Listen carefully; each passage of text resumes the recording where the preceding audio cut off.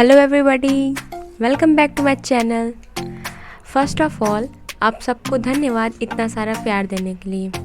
पिछले वीडियो के कमेंट में कई लोगों ने डेली शेड्यूल के बारे में वीडियो बनाने के लिए बोला था।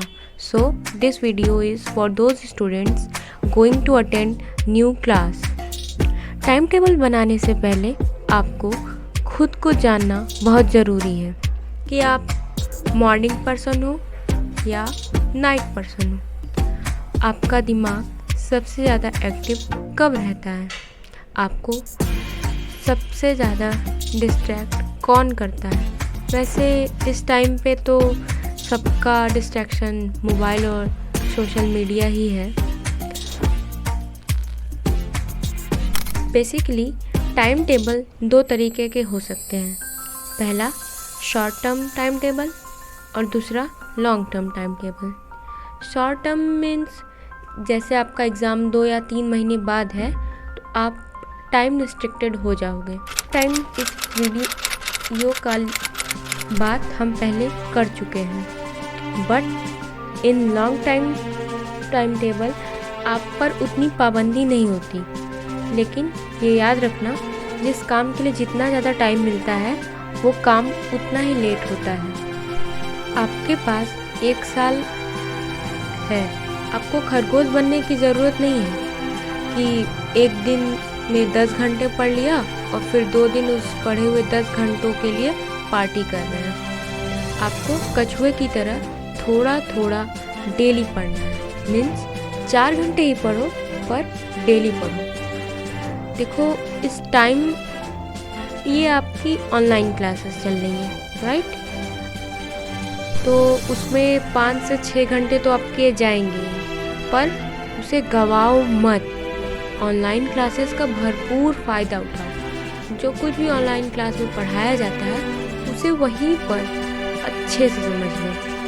बाद में समझ लेंगे ऐसा नहीं करना है, क्योंकि अगर बाद में ही समझना है तो अभी क्यों पढ़ रहे हो?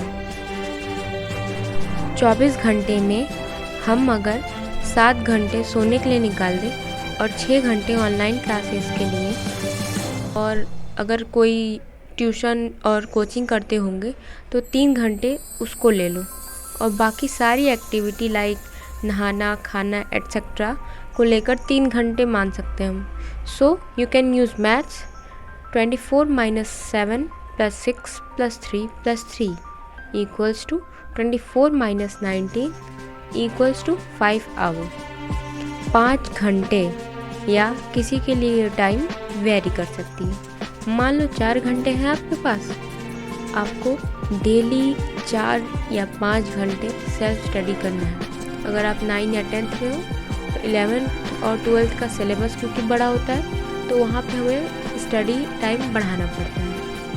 तो self study is much more important than any coaching, tuition और स्कूल। एक दिन में मान लो 4 घंटे पढ़ते हो, एक महीने में 4 × 30 कर दो 120 आवर्स। एक साल में 4 × 365 कर दो तो 1460 आवर्स आते हैं। This time is enough. और जिनके कोचिंग या ट्यूशन नहीं है उनका तो और टाइम बचेगा ही बचेगा।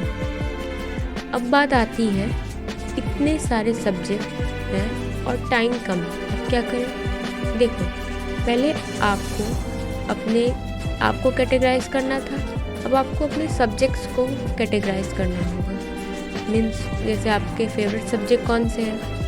तो फेवरेट इसलिए होते हैं क्योंकि वो आपको आते हैं और वो इजी होते हैं, और जो हार्ड सब्जेक्ट लगता है क्योंकि आप वो पढ़ना नहीं चाहते हो, इसलिए वो आपको हार्ड लगता है।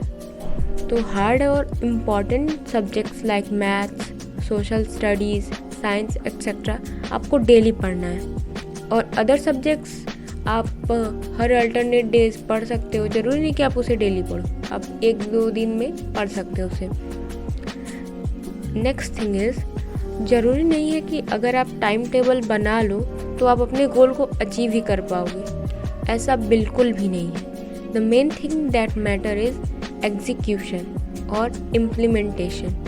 अगर आप इम्प्लीमेंट करना सीख गए तो चाहे आप कॉपी पर टाइम टेबल बनाओ या फिर दिमाग में, सब एक है। आप दिन भर चाहे जो करो, लेकिन 4 से 5 घंटे ज़रूर निकालो पढ़ने के लिए, और 1 घंटे अपने हॉबी को दो।